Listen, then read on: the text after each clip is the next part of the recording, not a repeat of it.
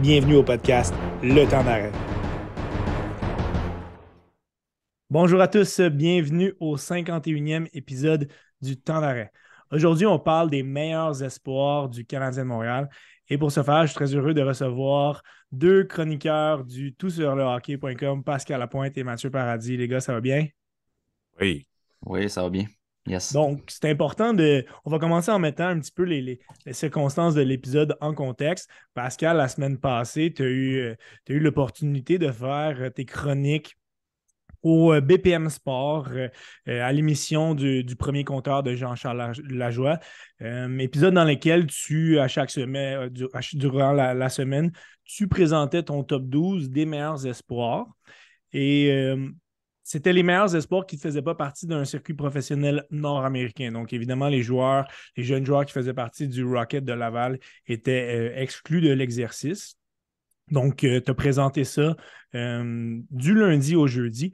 Rapidement, comment a été ton expérience à BPM? Ça a été rapide. Ouais. J'avais pas beaucoup de temps pour vraiment aller en profondeur. Fait que c'est ça, c'était un peu d'adaptation à chaque matin parce que je savais pas combien de temps j'allais avoir. Mais sinon, c'était intéressant. Tu sais, j'ai quand même eu au moins deux chroniques sur quatre qui étaient une conversation au lieu de juste moi qui vomit du stock en 6 minutes. Fait que, mais je suis content. Oui, ça donne la visibilité, mais tu sais, c'était juste le fun de parler de ma passion à la radio avec quelqu'un de connu. C'est juste ça, c'était quand même cool. Aujourd'hui, on va reprendre ton top 12 justement, puis on va pouvoir aller un petit peu plus en profondeur. Et on ajoute la touche de Mathieu Paradis, qui est le propriétaire du site Tout sur le hockey. Euh, Tous les deux, dans les dernières semaines, voire dans les derniers mois, vous avez fait de nombreux visionnements justement de ces espoirs-là. Pascal te fait de nombreux rapports d'observation. Mathieu, à chaque semaine, tu nous présentes une analyse très, très détaillé et complet de tous les espoirs qui font partie de la Banque du Canadien de Montréal. Donc, toi aussi, de ton côté, c'est une liste qui a dû évoluer vraiment durant toute l'année. Puis, tu en es rendu à faire un top 12 pour l'épisode, donc ça va être intéressant.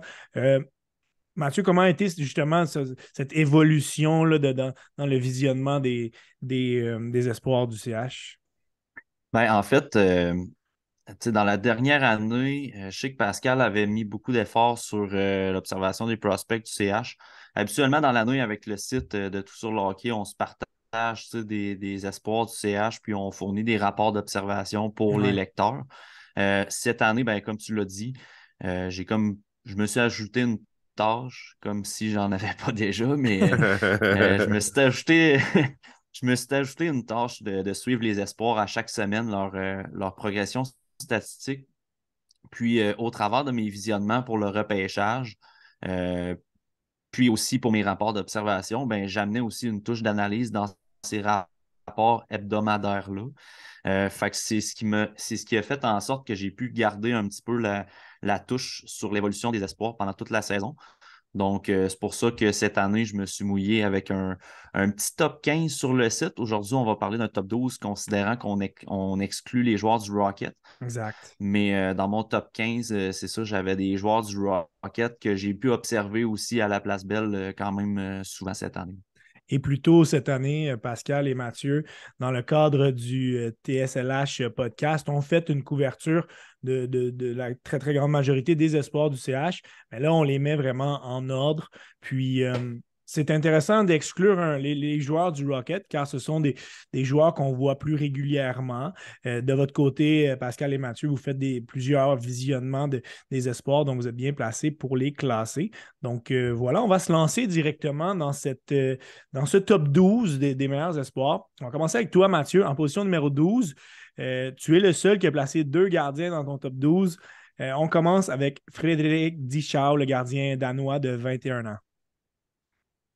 Exact. Descaux, je ne l'avais pas mis dans mon top 15 initialement parce qu'il y a des joueurs du Rocket que je voyais En haut de mieux lui, ouais. progresser. Mais du côté de Descaux, pourquoi je l'ai mis 12e pour l'épisode de ton podcast, Étienne, c'est que c'est un gardien qui a un très bon potentiel, sérieusement. C'est juste que le problème cette année, c'est qu'il ne garde pas souvent les buts.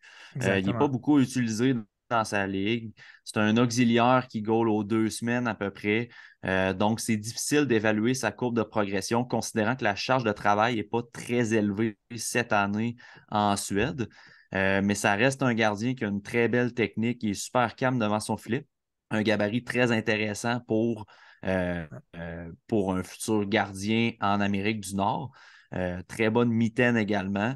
C'est sûr qu'au niveau de la game shape, qu'on peut dire, au niveau de la lecture du jeu, au niveau de l'anticipation, parfois il y a une petite fraction de retard, mais j'attacherais ça avec le manque un petit peu de matchs cette année. Donc, Et oui, justement, c'est classé. vas-y, excuse-moi, Ouais, Félix. vas-y, Étienne. Ben, pour mettre en Bon, pas de contexte, stress. ben, il joue pour une très bonne équipe à Frölunda en première division suédoise. Donc, il est jeune encore, 21 ans. Là, ça a été un choix de 5e ronde en 2019. Ma question pour toi, c'est que ça fait 2 ans qu'il joue très, très peu. Jusqu'à quel niveau on va pas endurer ce statut-là, mais jusqu'à quand on va dire, ben là, ça va commencer à vraiment être un problème. Est-ce que ça passe par un changement de ligue? Parce qu'à un moment donné, il va falloir qu'il ait la pôle, là. Ben, c'est un peu là que je m'en allais. C'est drôle que tu en parles, parce que c'est direct là que je m'en allais.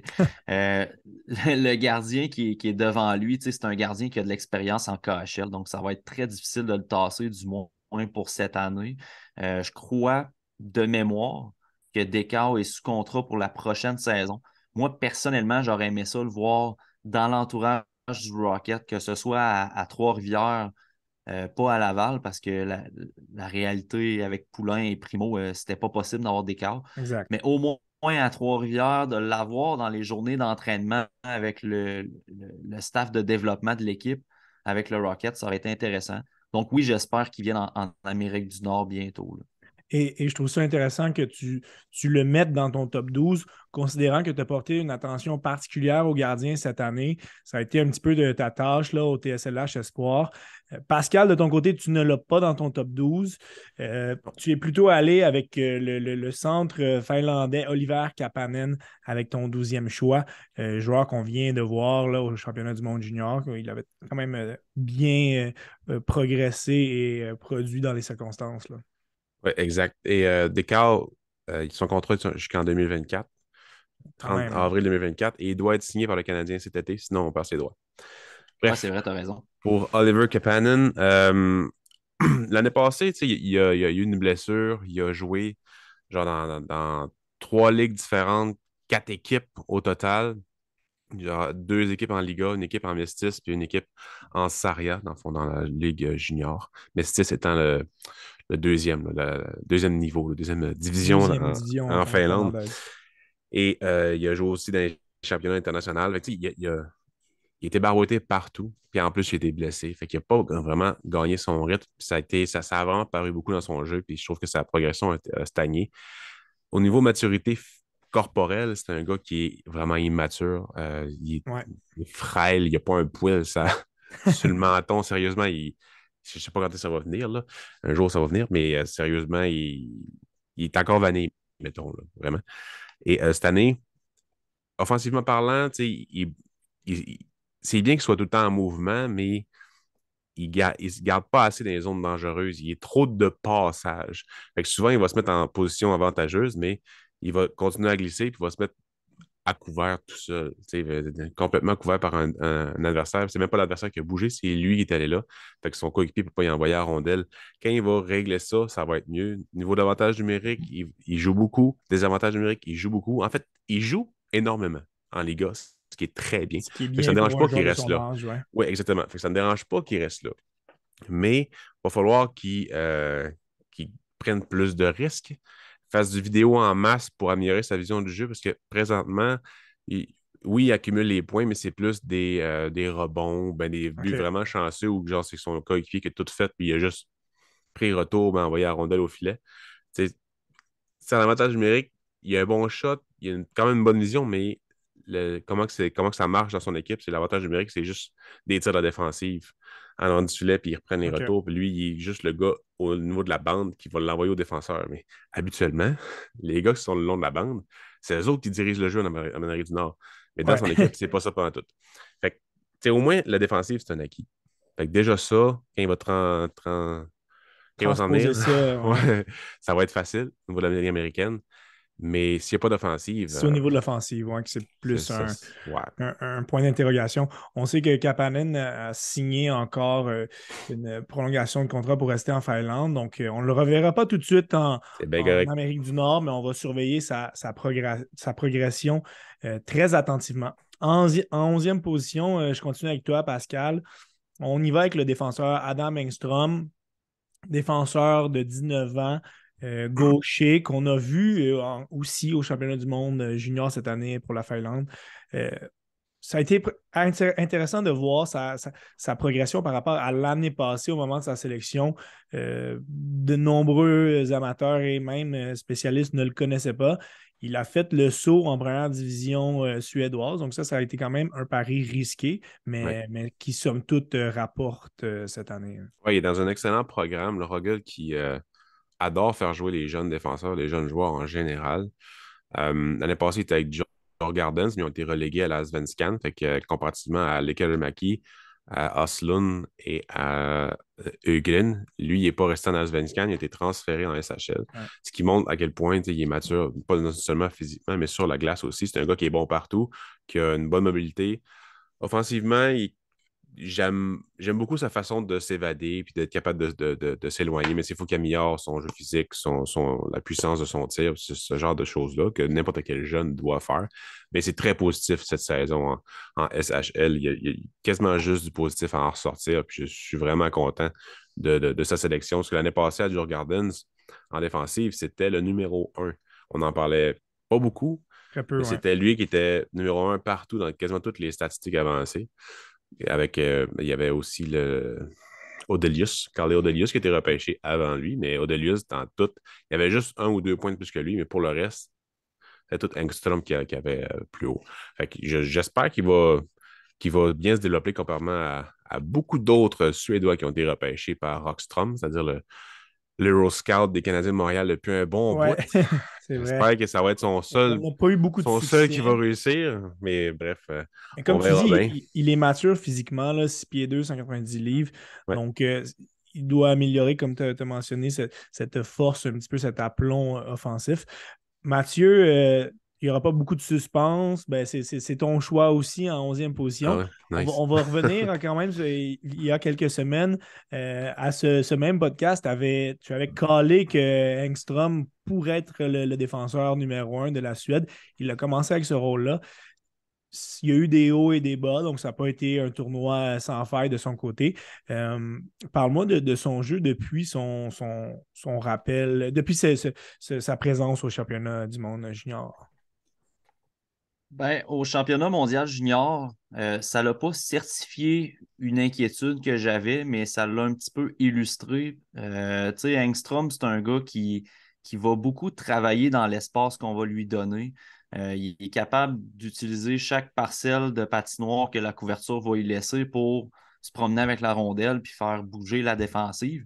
En Amérique du Nord, il a fait face à du jeu plus serré, des patinoires plus petites Effectivement. aussi. Ça n'a pas toujours été pas glorieux, mais ça a été un petit peu plus difficile à ce niveau-là. Ouais. C'est sûr que la Suède n'avait pas une grosse équipe non plus, là. Personnellement, moi, la Suède ne m'a pas impressionné au Ah, tournoi, tournoi là. de merde. Il en C'est avait ça. peut-être un Fait petit peu que, plus. Il était peut-être pas dans la meilleure chaise, dans les meilleures dispositions. Peut-être que sur une deuxième paire, il aurait pu davantage se faire valoir. exact. Mais ça reste un très bon gars de transition. On parle de son jeu physique, puis je me rallie à ce que Pascal disait. C'est vrai qu'au niveau physique, présentement, je ne le vois pas dans la Ligue américaine parce qu'il passerait souvent deuxième pour la rondelle. Puis, quand on parle du Ok. jeu physique, c'est pas nécessairement de donner des mises en échec. C'est quand tu as la rondelle, d'être capable de défaire du couvreur physiquement, de gagner tes batailles le long de la Le rampe. long des Puis rampes, ça, ouais. j'ai l'impression présentement, c'est peut-être une petite lacune à son niveau, mais il est encore jeune, puis ça se Exact. développe de la maturité physique. Là, ça, il n'y a aucun problème avec ça. Il faut encore rappeler que seulement été repêché en 2022, donc quand même de belles choses qui pourraient potentiellement être devant lui. Mathieu, on continue avec toi. En 10e position, tu as choisi Riley Kidney, joueur de 19 ans, choix de 2e ronde en 2021. Il a été changé aux Olympiques de Gatineau. Malheureusement, Enfin. il n'a pas pu se faire valoir au championnat du monde junior suite à une blessure. Ça a été un début un petit peu plus lent à Gatineau, c'est normal, hein, l'adaptation. Depuis quelques semaines, il a explosé. Là, il est rendu à 29 points en 13 parties, donc c'est excitant de le voir aller. Là. Moi, Riley Kidney, là, c'est un gars que j'ai toujours dit que j'avais peut-être pas un bon read dessus, une bonne lecture de son potentiel, Ouais. ou tout simplement que euh, ma lecture est bonne et qu'on va être déçu. J'espère que c'est la première option. Tu sais, pour moi, Riley Kidney, Riley Kidney, c'est un gars que j'ai peur, qui soit très talentueux au niveau junior, qui soit capable de ramasser des points au niveau junior, mais que ce soit difficile au niveau professionnel. Je me questionne, tu sais, est-ce que c'est un petit joueur dynamique, talentueux, qui récolte des points au niveau junior, ou si sa transition va être réussie vers le hockey pro. Puis j'ai un peu de misère à statuer là-dessus parce qu'avec l'Acadie Batters, il était tout seul. Ouais, C'était un système très difficile à jouer pour un effectivement. joueur comme lui. Mais néanmoins, on voit des choses progresser pour qu'il devienne un joueur pro. T'sais, il attaque plus souvent dans la classe, surtout avec Gatineau, parce qu'il y a les coéquipiers pour le faire. Il y a du monde pour lui fournir la rondelle. Et il y a du monde bien positionné pour que lui passe la rondelle à ses coéquipiers.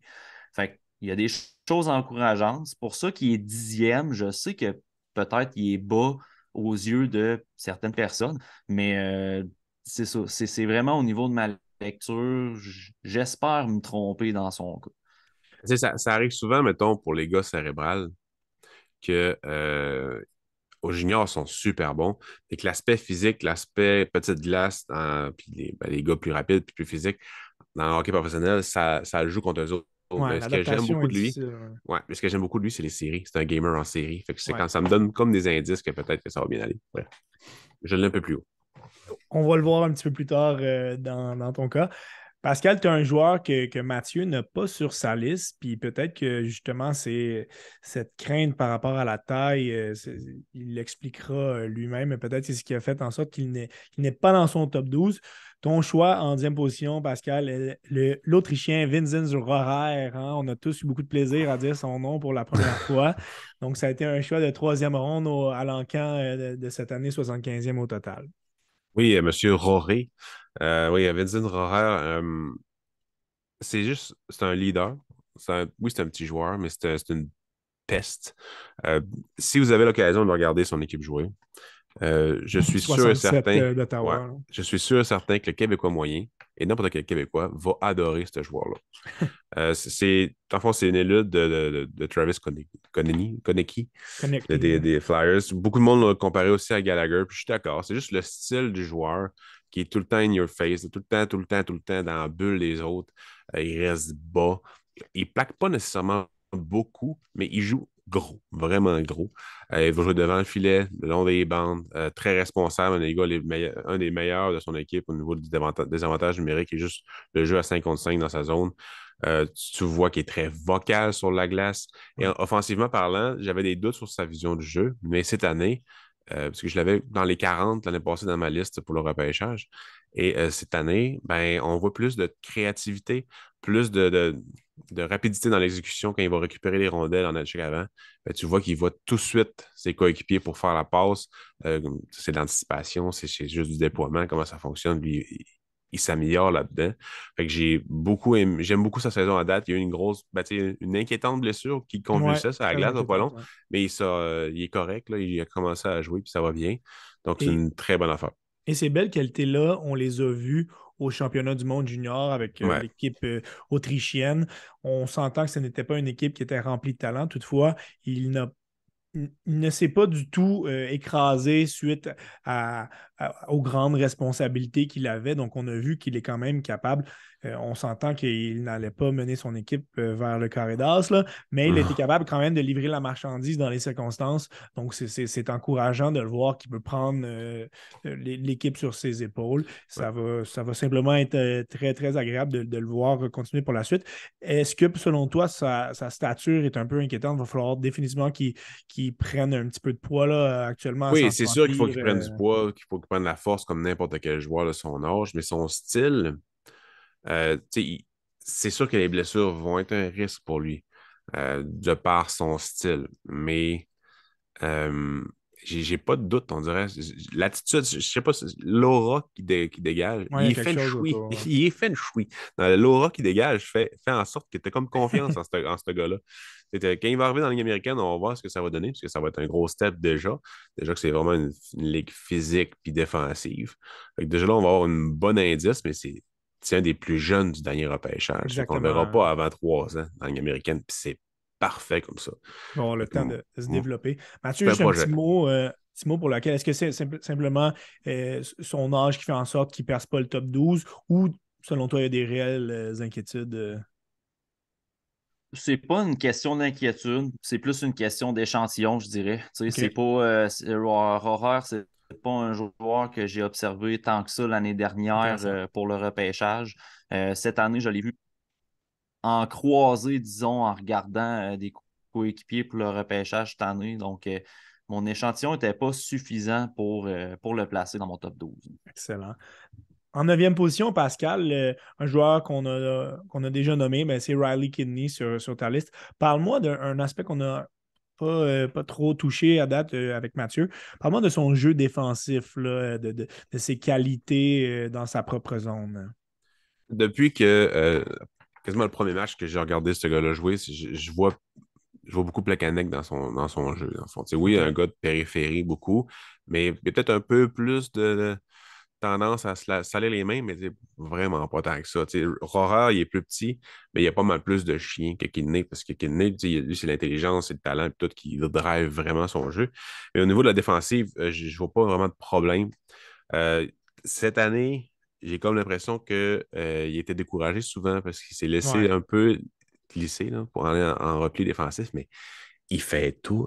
Il faisait tout en offensive. Il créait des jeux, il envoyait la rondelle, sa palette, puis le gars, il ne catchait pas, mais il déclenchait pas son tir sur réception assez ça devait rapidement, être puis un ça peu faisait un déprimant. revirement. Ah ouais, ça devait être déprimant. Puis, tu sais, je vois Gatineau, je suis comme, enfin, je suis content pour lui, sérieusement. Tu sais. Il y a le meilleur début avec cette nouvelle équipe que Owen Beck. Owen Ouais, Beck, vraiment. c'est un joueur qu'on adore tous, mais avec cette nouvelle équipe, ça a été difficile au début. Kidney, ça a fonctionné quasiment tout de suite. Là. En 10 matchs, il y avait 24 points, là, il y en a 29 en 13. Fait que, Ça va c'est être le fun. intéressant de le suivre lors des séries éliminatoires avec L- Gatineau dans la division majeure. L'année prochaine avec le Rocket aussi. Oui, J'ai bien hâte de voir ça. définitivement.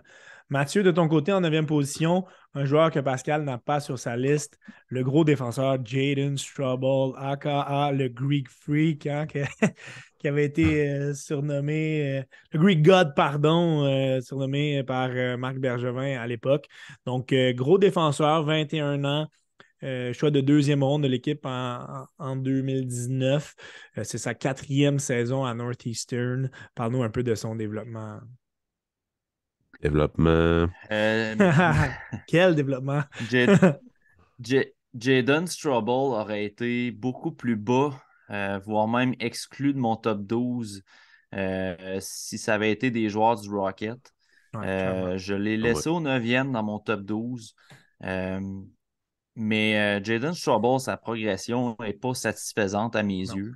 Je trouve que présentement, il stagne beaucoup et d'autres défenseurs dans l'organisation progressent très bien. Exemple, William Trudeau, Ouais. que personnellement, il m'impressionne beaucoup cette année. Ouais. Il joue un rôle que Struble aurait pu jouer avec le Rocket, possiblement, si sa progression avait bien été.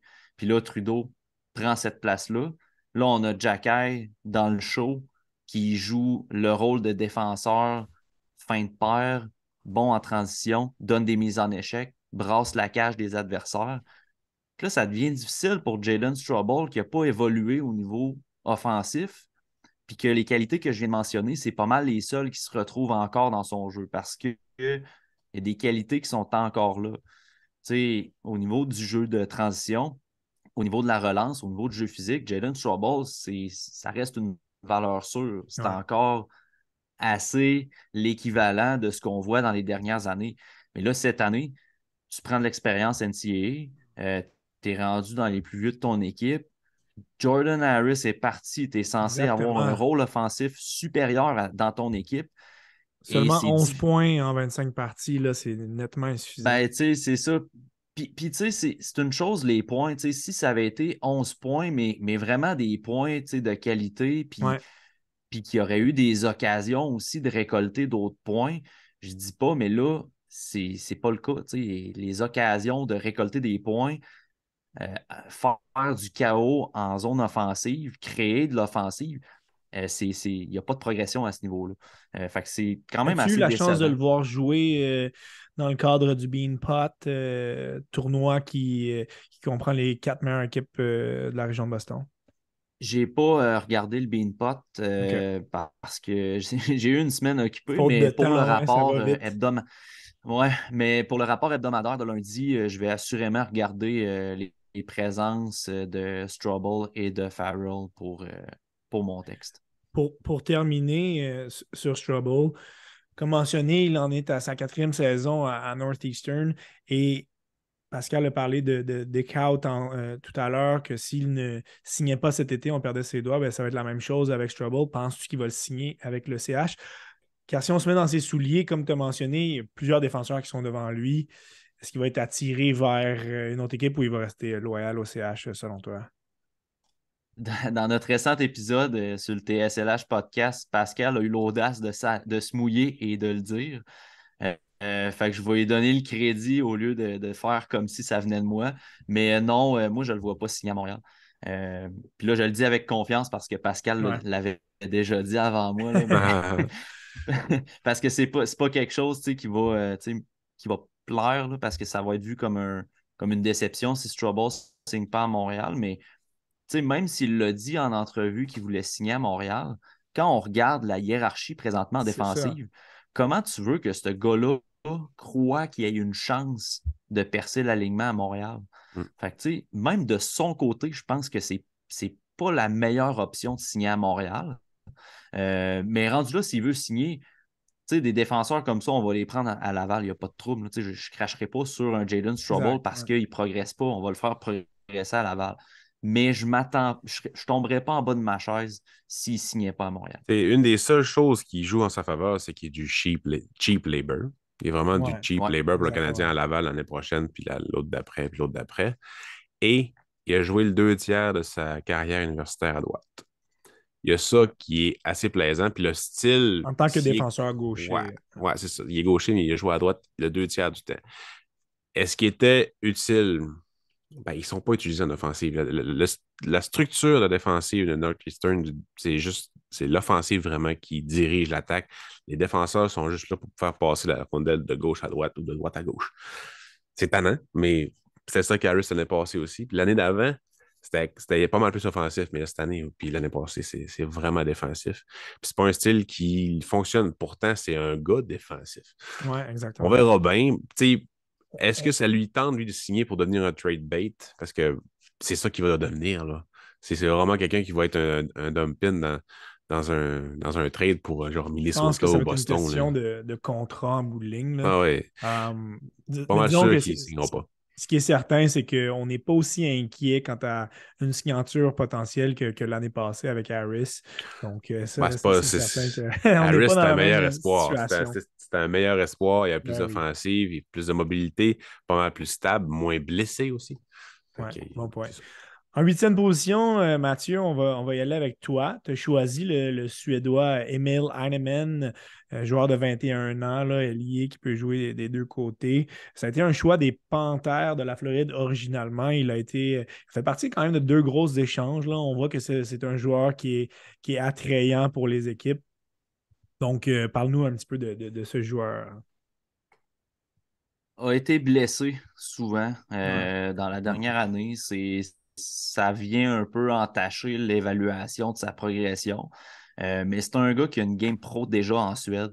Fait que, tu sais, moi, personnellement, j'aurais aimé ça le voir à Laval cette Ouais, année. vraiment. Je pense que c'était pas dans les options du joueur. Puis c'est bien correct, il faut respecter ça. Euh, Puis même que je trouve que, considérant ses blessures, de revenir dans un rythme de jeu moins physique, parce que il y a eu une bonne commotion cérébrale l'année Je passée pense que sur je pense que c'est ça qui a joué, sérieusement. S'il n'a pas été blessé, selon moi, il sera à Laval ou même à Montréal. Ouais. Le Puis, fait de jouer peut-être c'est sur ça, une ça. Le fait de jouer sur une patinoire plus grosse, justement, l'incertitude au niveau de sa santé, il est retourné avec son club formateur en SHL. Donc, peut-être que justement, il se sentait plus confortable de retourner. Là.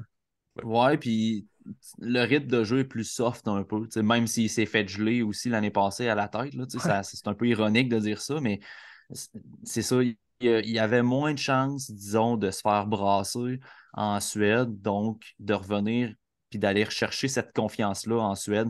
Je pense que c'était une bonne décision de retourner ouais. là. C'est un gars qui a un bon tir, c'est un gars qui est capable de jouer physique aussi. Il a l'ADN d'un joueur de la Ligue américaine présentement. Grosse Puis dans, stature, là, déjà. Hein. Exact. Est-ce que je le vois à Montréal l'année prochaine? Ma réponse, et c'est vraiment ma réponse, parce que c'est pas la réponse, Ouais. mais ma réponse, ça serait non. Là. Je le ferais vraiment passer par Laval avant. Euh, mais je pense qu'il pourrait quand même, tu sais, laisser une belle carte de visite au camp. Ça a Je pense été aussi. fait cette année. Je Ouais. pense qu'il peut bâtir là-dessus aussi l'année prochaine.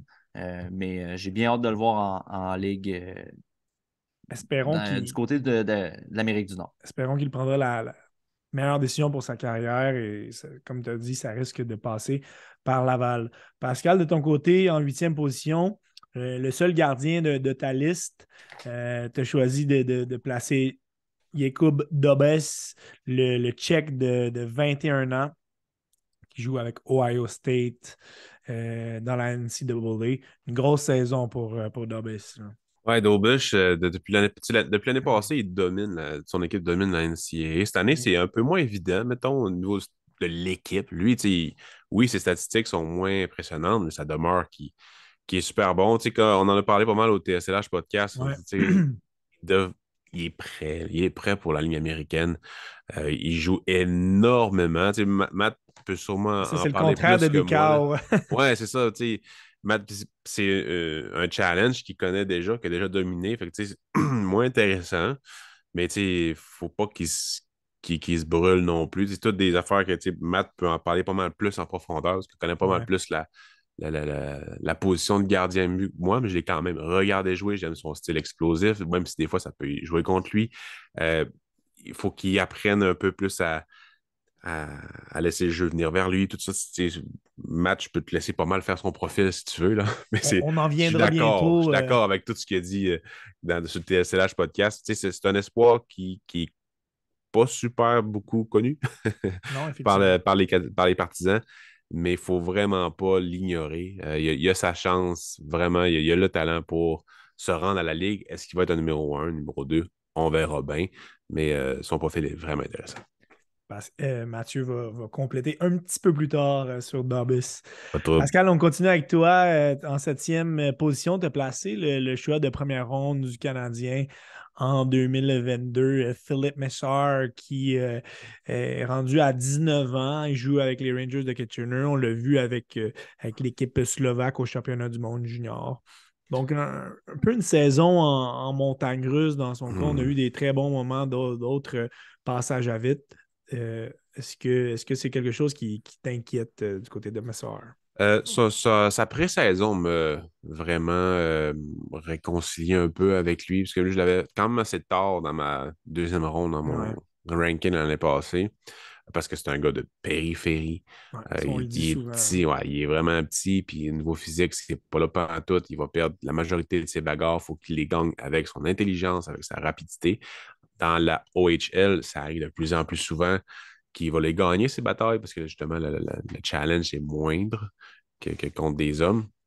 Mais ça demeure que c'est pas mal plus physique que ce qu'il y avait l'année passée en Slovaquie.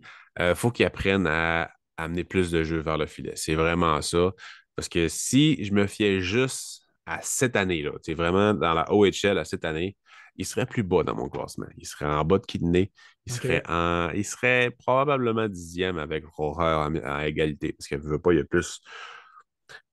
y a plus de potentiel offensif, mais je trouve vraiment qu'il est risqué comme joueur. Puis encore aujourd'hui, tu sais, oui, il y avait Yeri Kulich, il y avait Brad Lambert que j'aurais préféré. Je Il comprends y le avait choix plusieurs de Measure. candidats.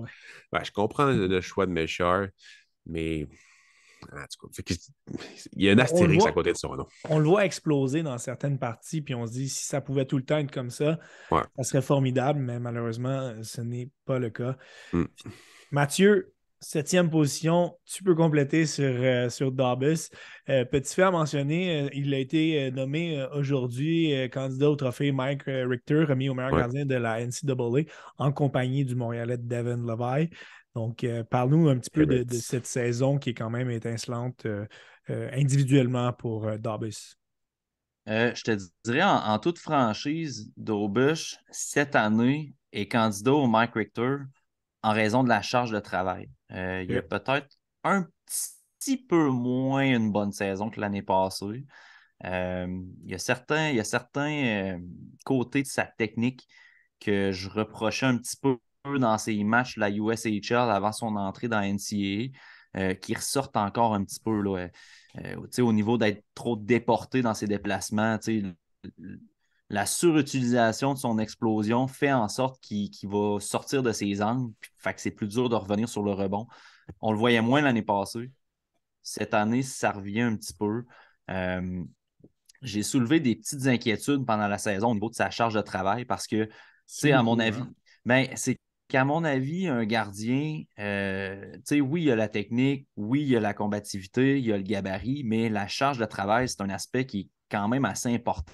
Tu sais, si tu veux devenir un gardien numéro un dans la Ligue nationale, ben, il faut que tu sois capable de supporter une charge de travail de 60 matchs dans la Ligue nationale. Et Euh, est-ce que selon toi, les entraîneurs avec les Buckeyes ont pensé à son développement, justement, ils ont essayé de le mettre dans cette chaise-là où ils se sont dit, ben, c'est celui qui nous donne vraiment les meilleures chances de gagner, car il a quand même 30 parties jouées cette année et les deux autres gardiens en ont 3 à eux deux. Donc, C'est on s'entend ridicule. OK. qu'il y avait peu de questions. Disons que les journalistes ne devaient pas souvent poser la question qui allait être le gardien partant ce soir.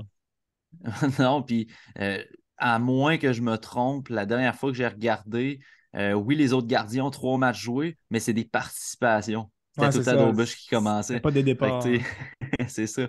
Mais je sais que Guillaume Lefrançois a posé la question à l'entraîneur des gardiens récemment dans un texte pour OK. la presse. Puis c'est vraiment parce que c'est le meilleur candidat possible. Puis ils Voilà. veulent absolument lui donner le plus de matchs possible. Il est tout à fait conscient, l'entraîneur, que ça se peut que l'année prochaine, il n'y ait plus d'Aubush dans l'équipe. Puis ça, je suis d'accord avec ça parce que cette année, je trouve pas qu'il plafonne dans la NCAA, mais je pense qu'il est très, très, très prêt à passer au prochain niveau. Euh, Parce que c'est ça, je pense qu'il y a des lacunes qui commencent à ressortir, puis c'est lié avec le fait qu'il est trop dans ses pantoufles. Il est trop Ouais. confortable dans le calibre présentement. L'année passée, ce qui n'était pas le cas. Tu sais. Il commençait, puis il affrontait un nouveau calibre.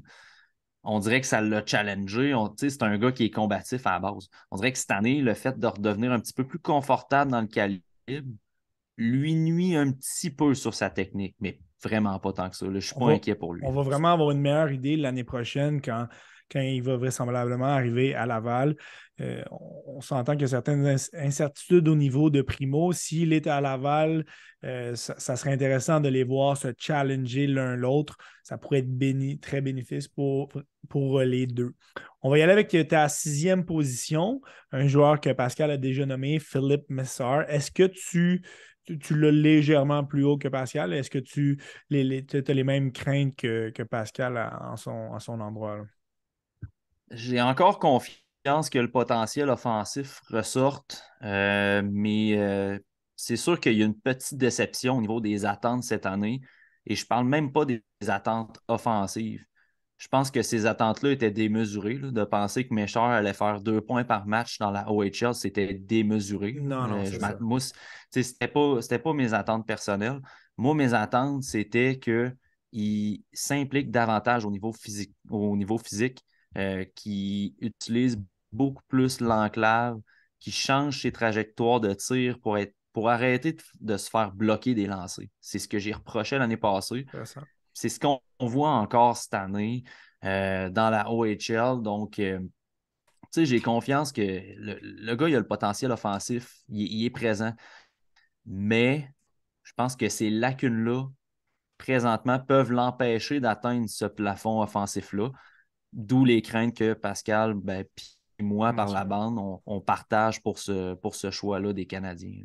Ça risque d'être un joueur qui va vraiment s'améliorer quand il va jouer contre, puis avec des meilleurs joueurs aussi, qui dépend beaucoup des autres. Fait qu'il n'est pas capable de driver le jeu. Fait que j'ai hâte de voir quand même dans la Ligue américaine, mais je ne suis pas pressé de le voir là. Ça va probablement arriver l'année prochaine, en fait. Puis tu sais, plus de le voir avec Kitchener encore l'année prochaine. Je ne penserais pas. Il y a aussi Étienne, là, si je peux me permettre d'ajouter, là, il y a aussi un aspect qu'il ne faut pas négliger aussi, là, c'est que Méchard en Slovaquie n'a jamais joué plus que 40-50 matchs par saison, série inclus, matchs préparatoires. Donc, on parle de charge de travail d'un gardien, mais pour un joueur aussi, c'est important. Puis lui-même a mentionné en entrevue se sentir fatigué, justement. Il y a une semaine, là, il y a eu 4 matchs dans la même semaine. C'est jamais vu pour lui. Là, en Slovaquie, ça n'arrivait jamais, jamais, jamais. Là, donc, même en série. Là. C'est rare qu'il joue des 2 matchs de suite en Slovaquie. Donc, c'est vraiment une adaptation à suivre. Puis, il n'est pas encore prêt pour la Ligue américaine. C'est même pas... c'est pas grave, là. Mais il n'est pas prêt encore pour la Ligue américaine. Espérons que sa courbe de progression va continuer à aller vers le haut. En 6e position, Pascal, un joueur que tu as 2 rangs plus haut que Mathieu. Donc, un joueur que tu affectionnes, c'est Emil Heinemann. Amène-nous une petite touche que Mathieu n'a pas encore mentionnée. Pourquoi c'est un joueur qui est quand même dans le milieu de ton peloton du top 12.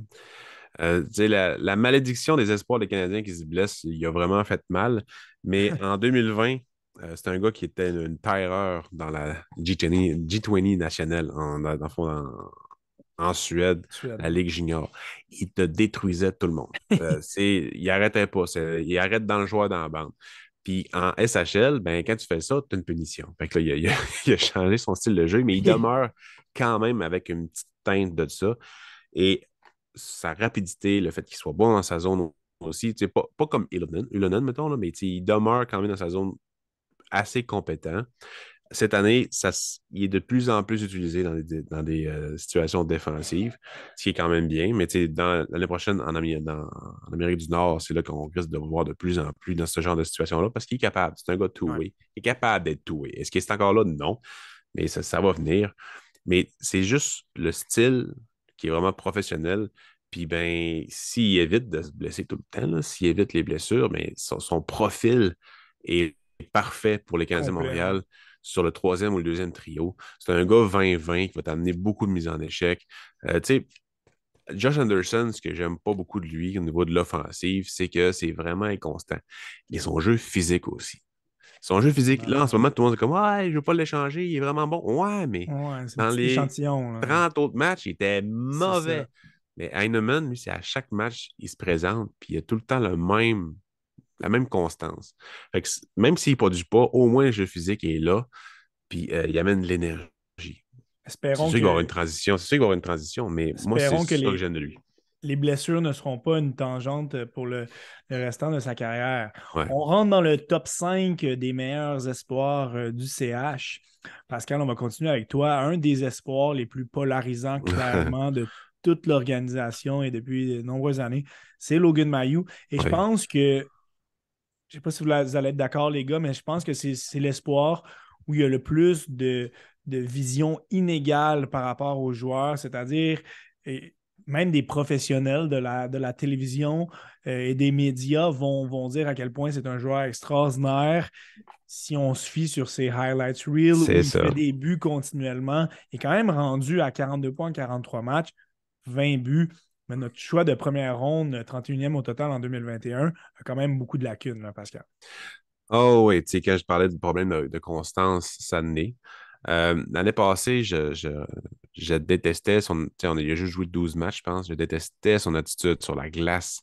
Il était très cocky. Avec tout ce qui s'est passé, Prends ton trou. Je Là, dirais pas prends ton trou, mais bon, prends ton trou, dude. Ah ouais, c'est ça. Maintenant, tu sais, Ça se dit. de narguer la foule quand tu scores, puis c'est 6-1, ou ben, tu sais, genre, je sais pas si c'est arrivé 6-1, mais juste un exemple. Ouais. Arrête. Tu sais, ça me fait penser à Raphaël Lavoie dans le temps de son repêchage, puis les années d'après. Ouais, effectivement. C'est pas ça un joueur de hockey professionnel. Surtout avec le background que lui a. Tu sais, au niveau de l'offensive, il a un puissant tir, il a des bonnes Ouais. mains, une bonne mobilité. Boulet de Sa, canon, ouais. ouais, sa vision de jeu est pas exceptionnelle. Un peu comme Goulet, son offensive vient de ses tirs au but. Il va créer du chaos, il va créer des retours, puis c'est ça qu'il fait, lui, pour faire l'offensive. Les passes transversales, ce genre d'affaires-là, oui, il en fait plus que Goulet au même âge, mais tout ce que Goulet amenait sur la glace au niveau physique, parce que Maillot, il a beau mesurer 6 pieds 3, 6 pieds 4, il plaque quasiment personne, il joue du bâton. Quand vraiment c'est devant le but, oui, il va être agressif. Quand il est vraiment le gars est sur lui, bon, la bande, il va être agressif, il va être capable d'impliquer physiquement. Mais à part se battre ou bien, genre, foutre la merde après le sifflet, là, son jeu physique est inexistant. C'est vraiment Ouais. son bâton le plus utilisé.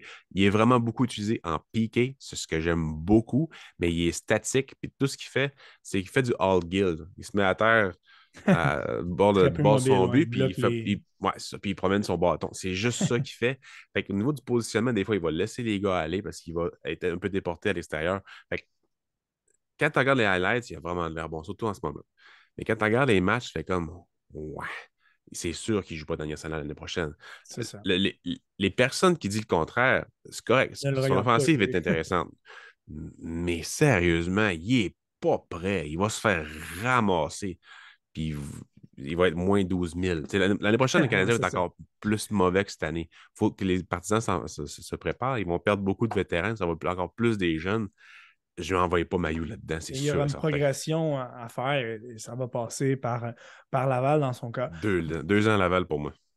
Mathieu, en 5e position, la première surprise, je pense que les gens vont être surpris de le voir aussi loin. Et c'était son anniversaire hier, le 14 février. Alors, tu le remercies en le mettant en 5e position. Tu lui montres à quel point tu le valorises.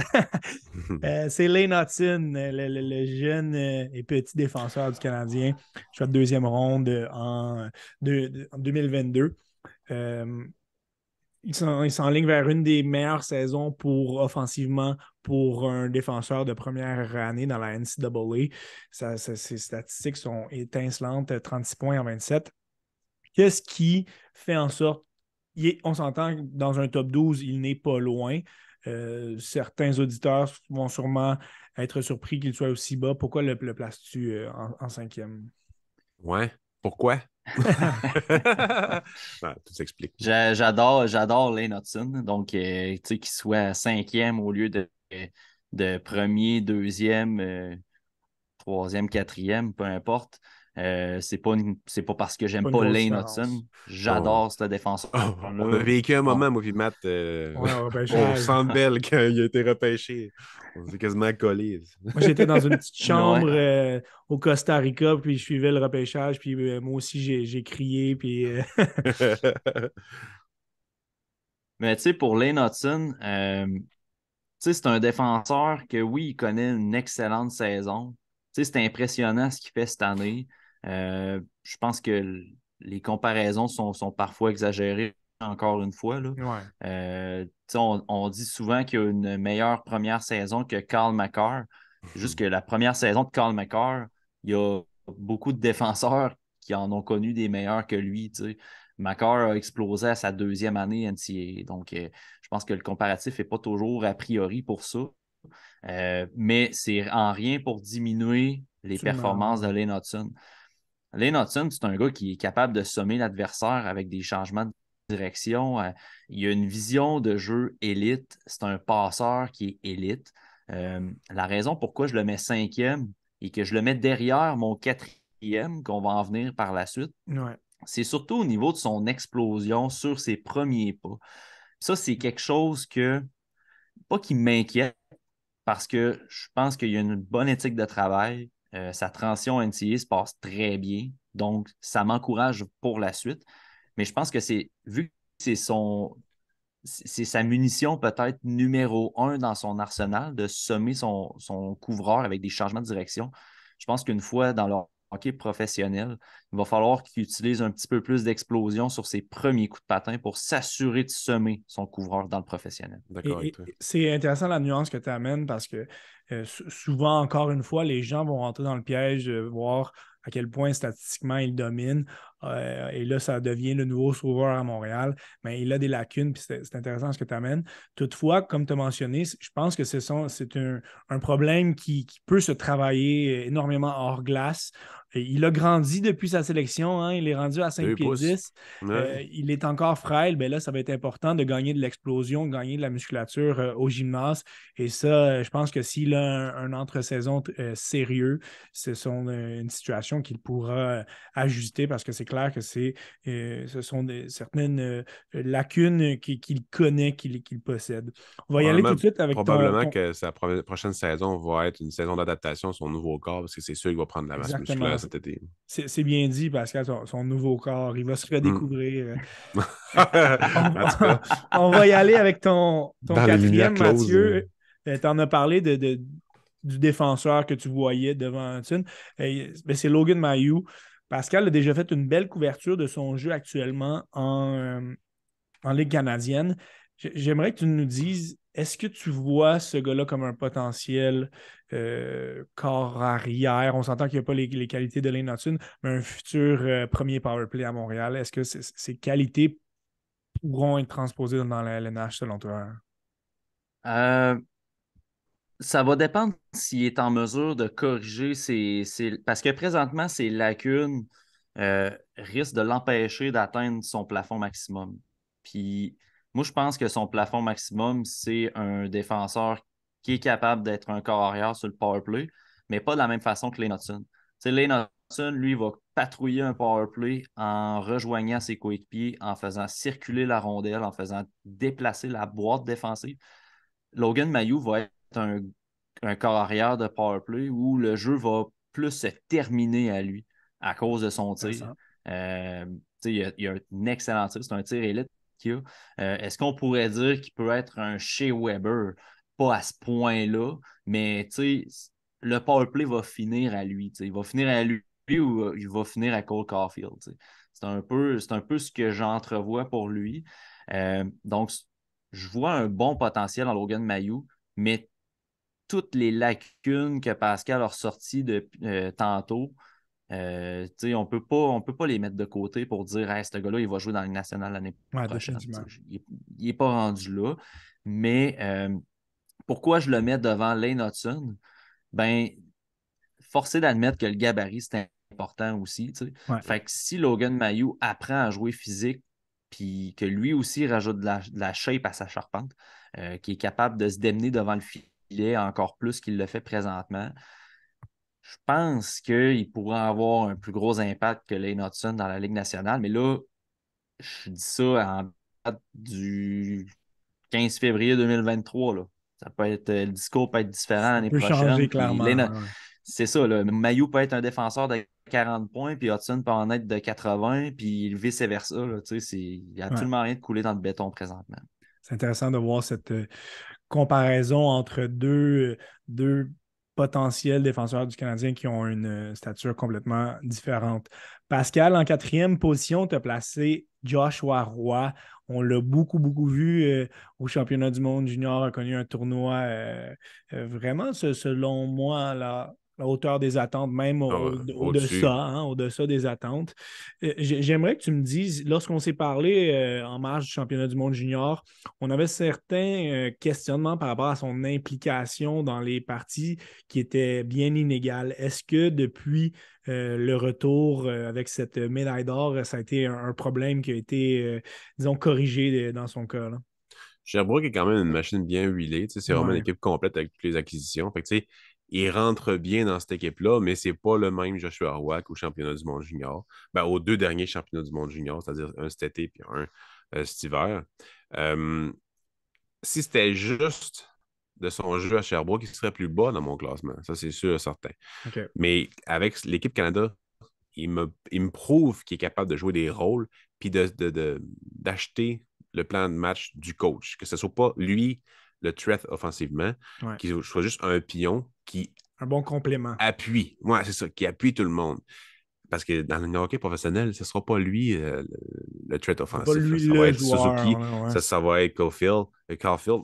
Ça ne sera pas Joshua Roy, même s'il a beaucoup de potentiel. Mais, il est bon. Offensivement, il est bon dans tout, mais je ne suis pas capable de dire qu'il y a un shot vraiment incroyable ou qu'il y a une vision offensive hors pair. Il est juste bon puis il sait jouer au hockey. Mais là, il va falloir que défensivement, que ça vienne un jour. Puis avec le Canada, mais on l'a vu que c'est venu. Donc, j'espère que ça va se faire aussi dès l'année prochaine à Laval. Parce que moi, je ne le vois pas avec Montréal. Non. Dès le petit ça se pourrait, là. Ça se pourrait. Je veux pas, s'il y a un bon camp, il pourrait avoir un petit hint à Montréal. J'y souhaite pas. Parce qu'on sait ce que ça fait avec les jeunes Québécois. Des fois C'est ça. qu'il va se faire crier Josh, Josh, Josh dans le centre. Puis ça se peut que ça C'est aille bien de la sûr. saison. Mais C'est sûr. à long terme, ça joue contre lui, un peu comme Guillaume Tendresse puis d'autres Québécois comme ça. Mais tu sais, le potentiel est là, il est quatrième dans ma liste parce Ouais. qu'il y a beaucoup de potentiel, mais ça demeure un choix lointain qui se développe en ce moment vraiment exponentiellement. Puis je suis vraiment content pour lui. Mais l'attitude, le hors-glace, le sur la glace aussi défensivement, demeure un peu problématique pour moi. On verra ce que ça va donner plus tard, mais toutes les chances sont Intéressant. de son côté. Allons-y avec le premier membre de ton top 3. On en a parlé déjà avec Mathieu, ben c'est Lane Hudson. Oui. Qu'est-ce que tu peux rajouter sur Hudson qui a déjà été couvert par Mathieu? Pas grand-chose de plus que ce que Matt a dit. J'ai confiance en ce joueur-là. Euh, il lâche jamais. Vraiment, vraiment, vraiment jamais. Puis c'est ça qui le démarque des autres petits joueurs, qu'il va perdre sa bagarre. La majorité des bagarres en 1 contre des gros gars, il va les perdre une fraction de seconde avant de les regagner parce qu'il ne lâchera pas. Un peu comme Horreur, il va Ouais. rester bas, il va aller vers la puck, il va faire des tourniquets sans la rondelle, mais il va aller à la pogner avec ça. Il est vraiment impressionnant à voir pour ça. Puis dès que ses pivots ne sont pas top au niveau de. Mettons qu'il y a une relance adverse, des fois, il va manquer ses premiers pas pour se reprendre, en fond, pour se replier, mais il lâchera jamais. Puis souvent, il va être capable de neutraliser le gars qui est en échappé. Donc, moi, je ne gagerai jamais contre les Knudsen. Et Jamais, jamais, jamais. on se projette dans quand même plusieurs mois, mais l'équipe américaine au prochain championnat du monde junior va être très excitante et très dominante. Est-ce que tu penses que Lane Hudson pourra être le joueur de cette brigade défensive? Je l'espère, parce Ouais. qu'il a l'âge en plus, puis ben, il a l'expérience aussi. Fait que je suis sûr que oui. Ça va être plaisant de le voir aller dans cette fonction. Mathieu complète un petit peu ce qu'on a déjà dit sur ce joueur. Le premier membre de ton top 3, c'est Joshua Roy. Parle-moi un petit peu de ce que tu peux t'attendre de lui jusqu'à la fin de la saison et en séries éliminatoires. Pascal l'a mentionné. Le Phoenix de Sherbrooke est une puissance dans la Ligue junior majeure. On les voit aller loin. Quel rôle tu penses qu'il va être capable de prendre? Dans les séries de la JMQ, ce que je veux voir, c'est Joshua Roy du championnat mondial junior, mais Ouais. pour le Ouais. Phoenix Exact. de Sherbrooke. Je veux revoir ce type de joueur-là.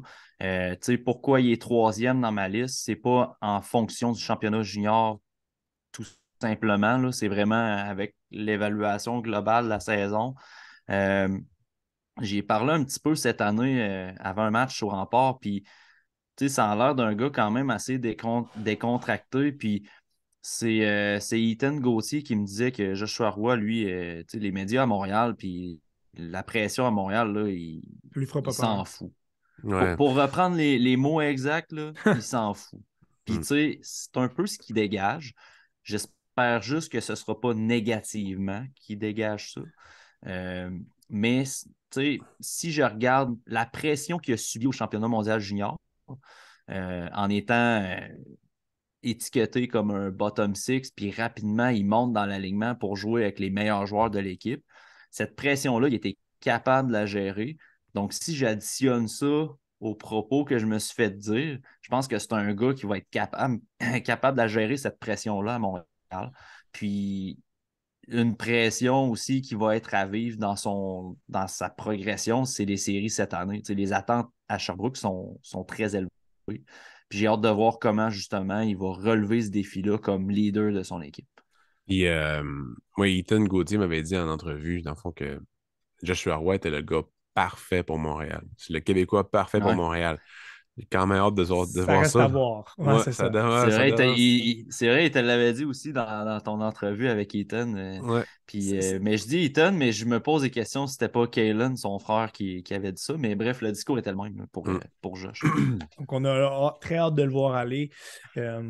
Éventuellement au niveau professionnel, mais en série avec le Phoenix. On rentre dans le top 2. Mathieu, on parle d'un autre joueur qui est quand même polarisant, puis pour d'autres raisons que Mayu tout à l'heure, ben, c'est Sean Farrell, 21 ans. Et ce qui rend un petit peu sa sélection spéciale, c'est que c'est quand même un choix de quatrième ronde en 2020. Et si on se souvient bien, tout de suite après sa sélection, un certain Cole Caulfield avait marqué sur Twitter qu'il s'agissait d'un steal, d'un vol. Et ben, force est d'admettre que pour son rang de sélection, ben, Caulfield avait raison. Sean Farrell est quand même le deuxième meilleur pointeur de la NCAA derrière un certain Adam Fantilli avec une production de 42 points en 25. Particulièrement depuis quelques semaines, on le voit qu'il est tout feu, tout flamme avec l'Université de Harvard. Moi, Sean Farrell, là, je me suis battu avec moi-même. Là. Je voulais le mettre premier. Ah ouais. Finalement, je l'ai mis deuxième. Puis c'est vraiment mon espoir préféré des Canadiens. Pour vrai, on le suit depuis qu'il est avec Chicago dans USHL. Euh, c'est un gars que sa progression a constamment monté. J'ai jamais vraiment vu descendre dans sa courbe de progression. C'est un leader en plus dans son équipe. C'est un gars qui est prêt pour jouer dans le hockey professionnel. Est-ce qu'il est prêt à jouer dans la Ligue nationale? Moi, Ouais, sérieusement, c'est si ça. on lui donne une chance cette année d'aller jouer dans la Ligue nationale, je suis très curieux de voir qu'est-ce que ça donnerait. Moi aussi. Euh, mais la réalité, c'est que pour être plus safe, je le ferais passer à Laval. Là. Mais c'est un gars que, tu sais, polarisant, oui. Non, je pense que ce qui arrive avec Farrell, c'est son gabarit. Souvent, les C'est premiers ça. réflexes sont de dire que c'est un petit attaquant choisi en quatrième ronde. Donc, pourquoi on s'excite pour lui? Mais Sean Farrell, c'est un petit attaquant qui joue gros. Il gagne ses batailles le long de la bande. Ses entrées de zone sont constamment Ouais. réussies. Puis ça, C'est c'est un quelque expert, chose là. on l'observe depuis 3 ans qu'on voit que ce soit dans USHL comme vétéran ou comme recrue Ouais. dans le NCAA, ses entrées de zone, là, il va la rentrer, que ce soit par la passe ou en transportant la rondelle. Puis il est hyper intelligent, autant sur la glace qu'en dehors. C'est un étudiant de la game, c'est un student of the game. Donc, j'ai vraiment pas d'inquiétude quant à sa transition vers le hockey professionnel. Et sans avoir la prétention de l'avoir vu jouer aussi souvent que vous, je me souviens de lui lorsqu'il jouait avec le Steel de Chicago en USHL. Et on dirait que c'est un joueur que sa progression a été continuelle. Et c'est très encourageant pour sa transition vers le niveau professionnel. Puis sa saison se finira potentiellement d'ici quelques semaines. Il va signer son contrat professionnel avec Montréal. Là, ça, il n'y a pas vraiment de doute. Donc, reste à voir on pourrait voir quelques matchs avec le Canadien. On en viendra un petit peu, Pascal, avec la continuation de ton analyse de Farrell. Avant ça, on va y aller avec ton choix numéro 2, Pascal. Owen Beck, Yes. qu'on a vu récemment porter l'uniforme du Canadien. Ça devait être très spécial pour lui de faire cette expérience-là, le temps d'un match. C'est notre choix de deuxième ronde, le premier choix de la deuxième ronde en 2022. Certains disent que finalement, ben, ça aurait dû être lui notre choix de première ronde. En bout de ligne, ça ne change rien. On les a tous les deux. Et Owen Beck, c'est un joueur très spécial. Ouais, ouais, c'est l'intelligence. C'est vraiment un gars intelligent, responsable. L'année passée, j'aimais beaucoup l'aspect défensif, comment il pouvait neutraliser un trio adverse tout le temps à bonne place. L'offensive, je trouvais qu'il y avait des bons flashs, mais c'était pas assez constant. Des fois, il se perdait en défensive. Dans le fond, c'est qu'il ne se risquait pas, mais cette année, c'est réglé. Il est vraiment, vraiment dangereux. Il fait plus confiance à son tir, qui m'a surpris cette année aussi. Il a pris du poids, je crois, parce que je le trouve meilleur dans tous les aspects, que ce soit la rapidité, que ce soit la force du tir, que ce soit le jeu physique, je le trouve meilleur. Euh, les mises en jeu, c'était encore bon. Dans le national de hockey, il était pas pantoute déclassé, je trouve, pour un joueur que c'était son premier match en plein milieu de la saison. Je le trouvais réchauffé, je le trouvais dégourdi. J'ai bien été, pas impressionné, parce que ça demeure un joueur que j'aime bien, là, Ouais, il est mais parti fort, là. ouais, très, très, très content, même si l'année prochaine, il va probablement retourner dans la OHL. C'est quand même, il va peut-être avoir sa chance, en fait, au camp, juste à cause de ce match-là, puis de la saison qu'il y a eu.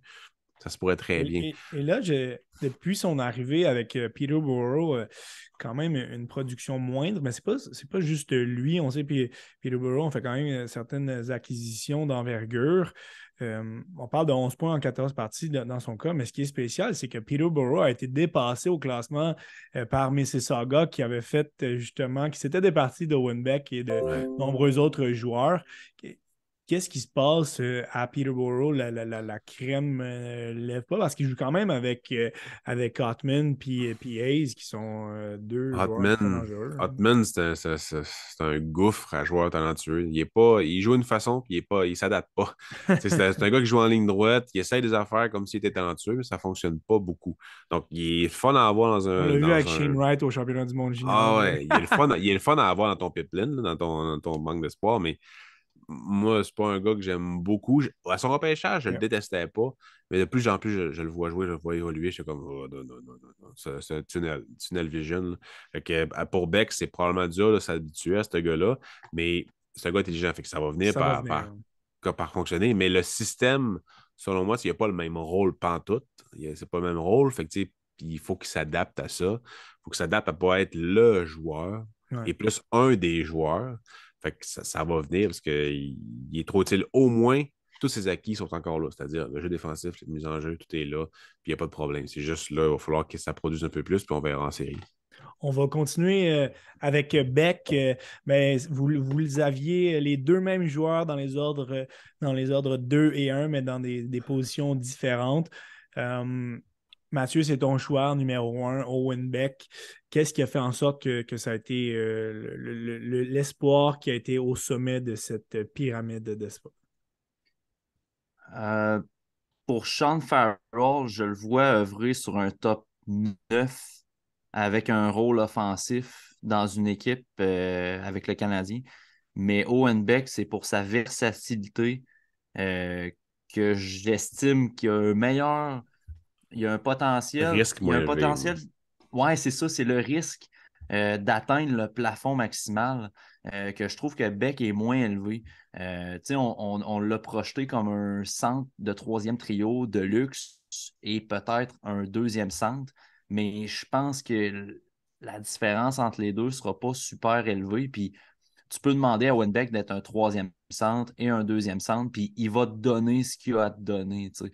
Fait que c'est vraiment quelque chose qui a joué dans la balance. Puis c'est même pas, tu sais, c'est rien d'enlever à Sean Farrell que je pense qu'offensivement, dans la bonne chaise, Farrell pourrait produire plus, mais globalement, au niveau de l'impact, Owen Beck a quelque chose qui est grandement intéressant aussi à offrir. Puis j'ai décidé de le placer premier.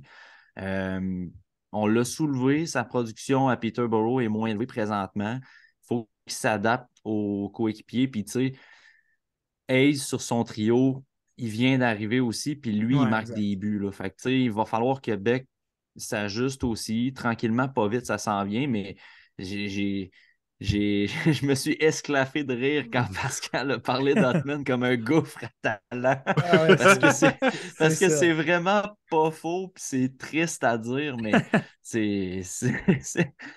en tout cas, j'espère qu'à un moment donné, il va sortir de ce gouffre-là, Ouais. Beck, là, mais non, pour vrai, c'est un très bel espoir à avoir. Puis, j'avais des attentes, moi, cette année, au niveau de l'offensive. Je voulais que ce qu'il offrait en série l'année passée se poursuive en saison régulière. Puis, ça a été le cas. À Mississauga, Mis ça a à été le part cas. là, Ben mais oui, c'est 41 ça. points Fait que, en 30, là. c'est ça. Puis, il y a un impact. Ce gars-là a un impact sur la patinoire, peu importe laquelle, même quand il ne produit pas. Ça me parle beaucoup quand j'évalue un prospect. L'impact que tu as quand tu es Ouais, en léthargie, c'est quelque effectivement. chose d'important. Son jeu sans nécessairement produire mais on entend souvent certains entraîneurs parler de l'importance de faire certaines petites choses. Si la production n'est pas là, ben de faire les autres choses de la bonne manière. Et au Windex, ça semble être ça.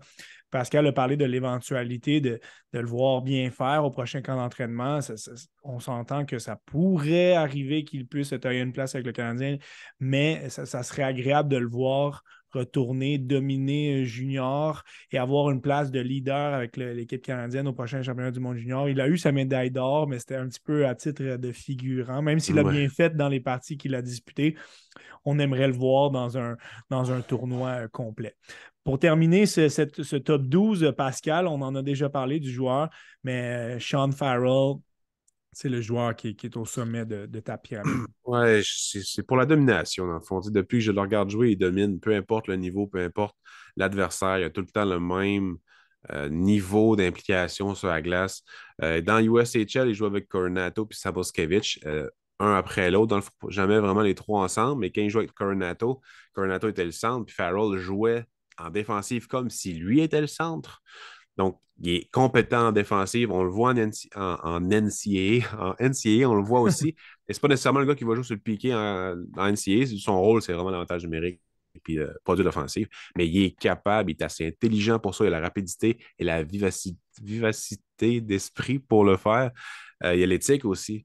Puis quand il va venir au hockey professionnel à la fin de la saison, je vois pas pourquoi ça fonctionnerait pas parce que il est trop bon aux Olympiques puis au championnat du monde senior. Il a été Ça super a bon. tellement bien été, ouais. Ben oui, je vois pas pourquoi ça fonctionnerait pas. Tu sais, Slavkovski aussi a été super bon. En national de hockey, j'ai trouvé un peu moyen, mais c'est pas un gars qui base son jeu sur l'intelligence. Ça va venir, mais quand il va être plus rapide dans sa façon de réagir à la game, mais Farrell est pas mal plus vieux. Donc, Ouais, c'est exact. sûr que ça va être plus facile pour lui. Mais il est plus petit, là, mais c'est sûr que ça va être plus facile pour lui. C'est complètement deux joueurs différents. Mais moi, j'ai vraiment hâte de le voir sur l'avantage numérique. Ça va amener beaucoup de, de, de, de créativité. Parce que, tu sais, oui, Drouin, Hoffman, Dadonov, c'est bien beau, là, mais ces gars-là, ça ne fonctionne pas. Farrell, je pense qu'il C'est va pas amener du très 109. beau, en fait. Non, Non, c'est c'est ça. ça. C'est bien beau d'avoir des vétérans offensifs, mais ils ne sont plus offensifs. Fait que ça va être le fun de voir justement une vague de jeunes arriver puis C'est avoir la ça, il va y avoir une créativité. belle place pour ces Ouais. jeunes-là. Là, on a parlé de Farrell qui pourrait faire son chemin. Mais il y a ceux de ton top 15, Pascal, que tu avais mentionné et cité sur ton article sur la plateforme Tout sur le hockey. Il y avait les joueurs du Rocket qu'on voit bien faire actuellement avec le Canadien.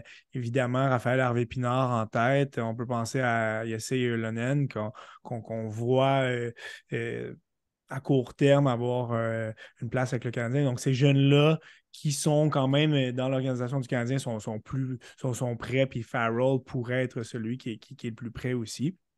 C'est ce qui met fin à notre exercice du top 12 des meilleurs espoirs du Canadien qui n'évoluent pas dans le circuit professionnel nord-américain. Honnêtement, c'était vraiment très intéressant d'avoir votre expertise sur le sujet parce que ce sont des joueurs que vous voyez régulièrement et on va continuer à suivre votre analyse sur ces espoirs-là parce que la saison n'est pas finie. Donc, par les rapports de Pascal et par les couvertures hebdomadaires de Mathieu, surtout sur le hockey, ça va être intéressant de voir la continuation de la progression de ces espoirs-là parce qu'on s'entend, on a un top 12 aujourd'hui qui est comme ça. Dans une semaine, ça pourrait être différent. Donc, c'est la beauté un petit peu des espoirs. Ça peut bouger dépendamment de certaines performances. Yep. En terminant, les gars, je vais vous remercier et je vais encourager les gens non seulement à lire vos rapports d'observation, mais aussi à être à l'affût parce que la semaine prochaine s'en vient votre couverture principale des prochains espoirs. On sait que le repêchage 2023 est polarisant. Et on n'en viendra pas en détail, là, ça sera le sujet d'une prochaine émission, mais vous allez dévoiler vos listes, vos listes personnelles et faire un épisode du TSLH Espoir. Est-ce que vous avez éclairé une demi-journée pour votre podcast? Ouais, ça va être 4h, 4h30 probablement, parce que là, Seb est là en plus. Fait que ça va Ah, être c'est ça, vous intéressant. Ouais, ajoutez. Des experts, là. On ajoute Seb, on ajoute Seb pour notre podcast de mi-saison, qui est habituellement notre plus gros épisode de l'année, là, parce que on y va chacun de nos listes personnelles, puis à la fin de l'année, on fait des vidéos individuelles maintenant, Ouais. parce que là, ça finirait plus, ça serait Ouais. des podcasts de Puis 7 heures, là. on se répète un peu aussi, fait que si on y va plus Exact, personnellement, ouais. qu'est-ce qu'on fait des joueurs, ben on parle plus des rangs et non pas nécessairement du joueur en tant que tel, fait que c'est intéressant. Donc, premièrement, je vous remercie de ce travail, de mettre ça à la disponibilité de tout le monde. C'est très apprécié. Puis votre expertise et votre travail étaient très appréciés dans cet épisode du temps d'arrêt. Et je vous remercie d'avoir été là. Je remercie tous les auditeurs d'avoir été présents. Et on se dit à une prochaine épisode du temps d'arrêt. Merci beaucoup, les gars. Merci, bonne Yes. soirée.